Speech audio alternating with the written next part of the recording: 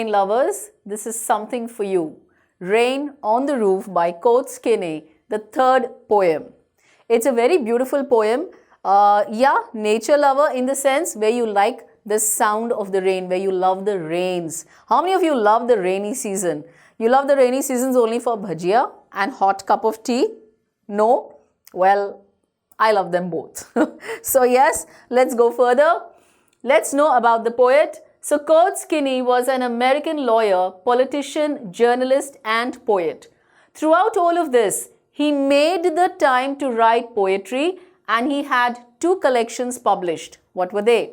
Cuca and Other Poems, Lyrics of the Ideal and the Real.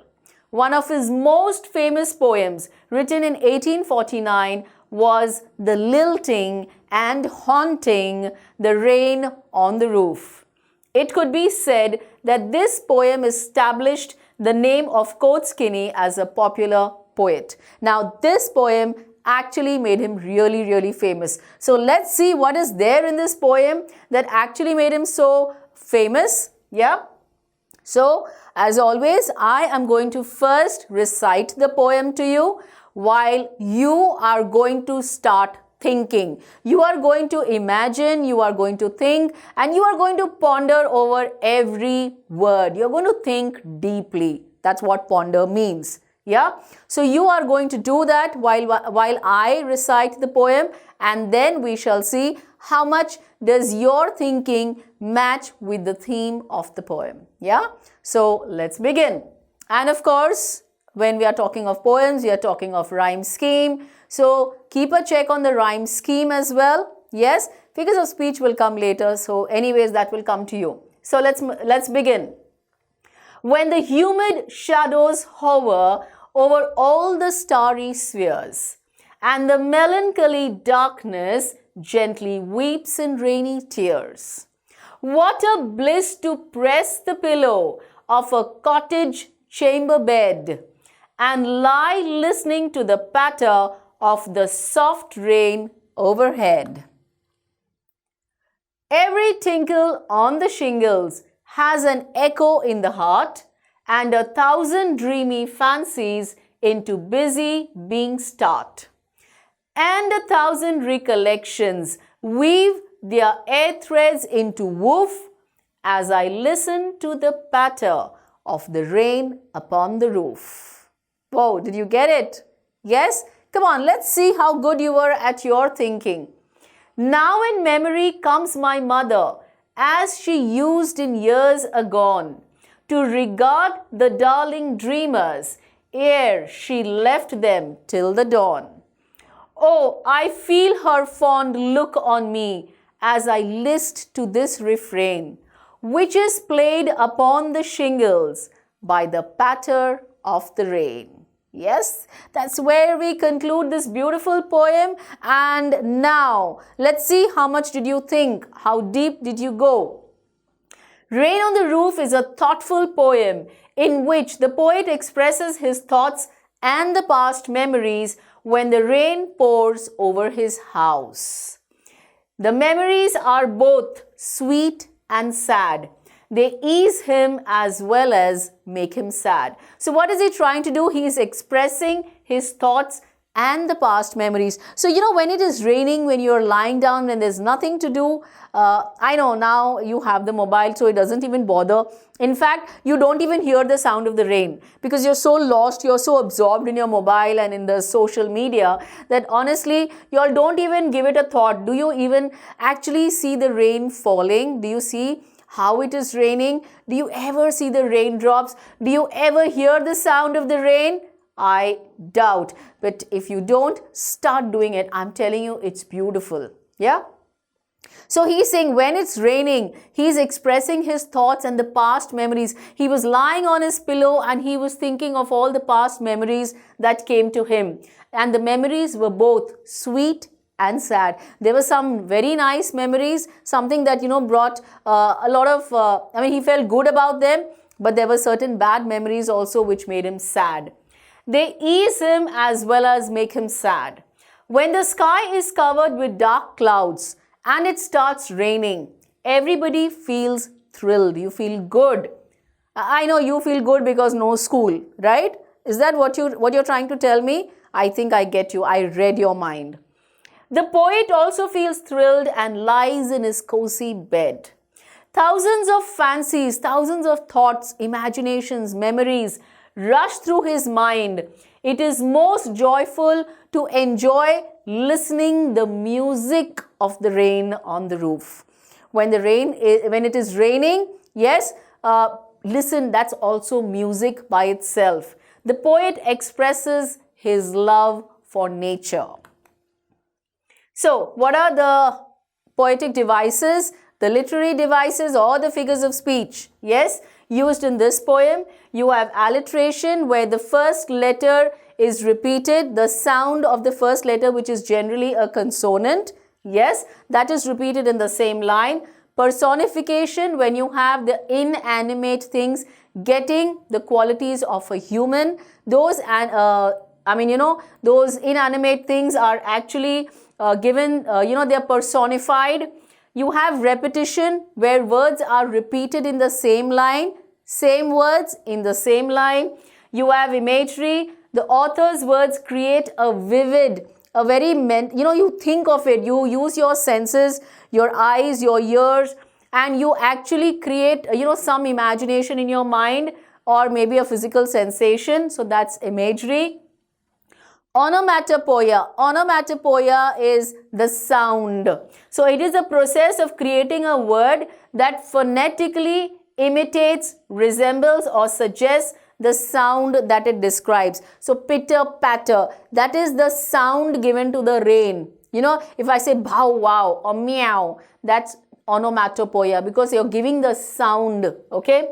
Then transferred epithet is an adjective usually used to describe one thing is transferred to another. So here the adjective actually is supposed to describe something else, but it is used elsewhere. We will see it when it comes in front of us. Yes. So now if I talk of lines 1 to 8, first let's talk about their difficult words, their explanation, and their literary devices. When the humid shadows hover over all the starry spheres, and the melancholy darkness gently weeps in rainy tears. Okay, so melancholy is sad and pensive. Very, the darkness, it's very sad. What a bliss to press the pillow. Bliss as in perfect happiness, great joy. It's raining and you're nicely in your bed, cuddling your pillow of a cottage chamber bed, and lie listening to the patter of the soft rain overhead. Yes, just keep imagining. This poem is so beautiful.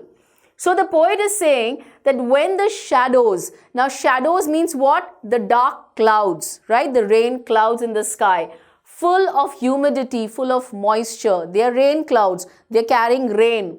Hover over the starry spheres. They actually move around in the sky, which is full of stars. And the melancholy, the sad darkness, weeps gently in rainy tears. The darkness, when it starts raining, you can see it's coming down. He is comparing those raindrops to the tears, right? Rainy tears are the rain droplets. And the poet feels bliss. He feels joyful while putting his head on the pillow of the bed in his chamber, that's in his room, in the cottage, and listening to the patter, that's the sound of the soft rain overhead. That is the rain droplets falling on the top of his cottage. He can hear it. Even though you are living in an apartment, you can hear it too. But you need to concentrate, right? You need to listen to it, not hear it. Yes? So yes, this is what he's doing. He's listening to that, lying on his pillow and really feeling good about the fact that he's nice and cozy in his bed on such a rainy day. In other words, the poet is explaining his experience on a rainy night. Yeah, he's talking of darkness, so it is talking of night. Sky full of stars, talking of night. According to him, he feels joy while lying on his bed in his cottage when the clouds spread on the sky full of stars and it starts raining. The poet loves the sound of rain droplets falling on the roof of his cottage. That is what tells these lines 1 to 8 tell us. Now, if I talk of the figures of speech used in lines 1 to 8, so you have alliteration in 4 places. Let's cover it up. Alliteration, it is H, H, humid, hover, her. So it is a repetition of the first letter. So it is alliteration. Starry spheres, sir, alliteration. Then if I talk of press, pillow, per, alliteration. And lie, listening, alliteration. Yeah, that's a repetition of the first letter, which is generally a consonant. Now, if I talk of the transferred epithet, what do I mean by that? Remember, we had said the adjective which is used to describe something else has been shifted here. When the humid shadows hover. Now, humid shadows, now here they are humid as in they are full of moisture. Shadows are the clouds, but here they are talking of shadows, but it's not shadows, it is actually supposed to be the clouds. Yeah, so this adjective has been transferred. That is the reason it is transferred epithet. When the humid shadows hover, now see in the same line you have different figures of speech. Personification, now the shadows don't hover. Actually, hover as in move around, right? It is not the shadow, it is an inanimate thing, but it has been given the quality of a human to hover, to move around. That's the reason it's personification. Imagery has been used in 3. You can use your senses. If I talk of starry spheres, so you're using your imagination and you're talking of the starry night, the sky full of stars. If I talk of melancholy darkness, the sad darkness, you can imagine the dark night. Generally, there are some people who love the night, but unlike me, I mean, even I don't like the night. I feel it's very saddening, it's very depressing. But yeah, so it is melancholy darkness, it is sad darkness. So again, you are imagining. Then gently weeps in rainy tears. You can imagine those rainy tears. Now tears are not tears. It's rainy tears. It's the rain. It's not this. Yeah. Then again there's personification. Gently weeps in rainy tears. Now do you think the clouds weep? Yeah. It is inanimate. Again it is given the human quality of weeping. That is why it is personification. I'm sure with all this explanation, the definition, you are clear with your figures of speech. Moving to the next set of lines, every tinkle on the shingles, tinkle as in the short, light ringing sounds, and shingles is what? Rectangular wooden tiles used on the roof. On the roof, you have those rectangular wooden blocks, they are called shingles. And what is tinkle? It is the light ringing sounds. So every tinkle on the shingles, so when the rain drops fall on the shingles, on the tiles, there's a sound coming, that's tinkle. Has an echo in the heart. It falls there, but I can hear the echo in the heart. And 1,000 dreamy fancies into busy being start. 1,000 dreamy fancies as in you start imagining, a lot of memories wash down your brain, you get into the past. Into busy being start, and 1,000 recollections weave their air threads into woof. Air threads means imaginary connections. And what do you mean by woof? It's weft, that is the threads woven across the loom. So those connections, you start connecting what is now, what was then. So there is a sort of a connection with the present and the past. As I listen to the patter of the rain upon the roof. Let's see what these lines are telling us. The poet says that every tinkle, every sound of the rain droplets on the shingles, that is the wooden roof of his cottage, has an echo. It arises feelings in the heart, and 1,000 dreamy fancies, thoughts become busy to start. That is, you begin to reflect in his mind. Those thoughts start coming in his mind.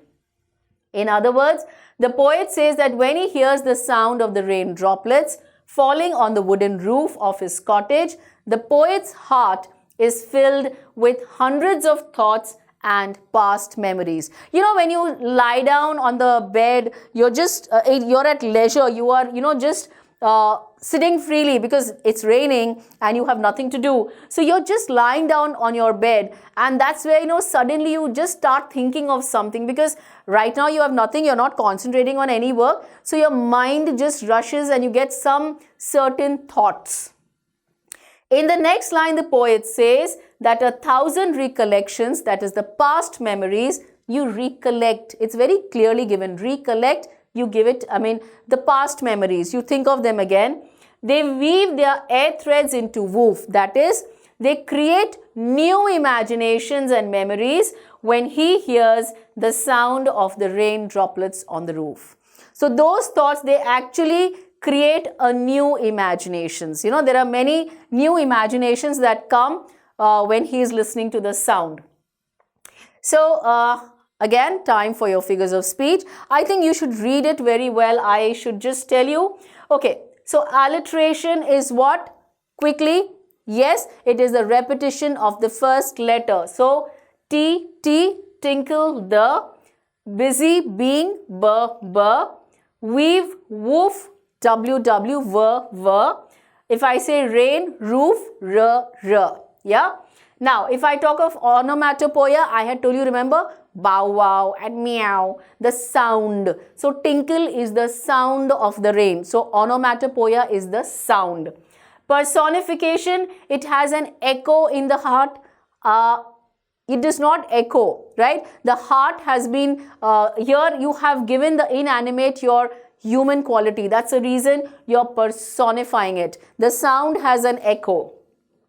Then onomatopoeia, woof and patter, these are the sounds. So we call them onomatopoeia, and repetition, the. Do you get it? Yes, I'm sure it's very clear. By now the same figures of speech have been coming again and again. Still, if you have any kind of doubt, kindly refer to the slide which is there at the beginning. And your last set of lines, okay?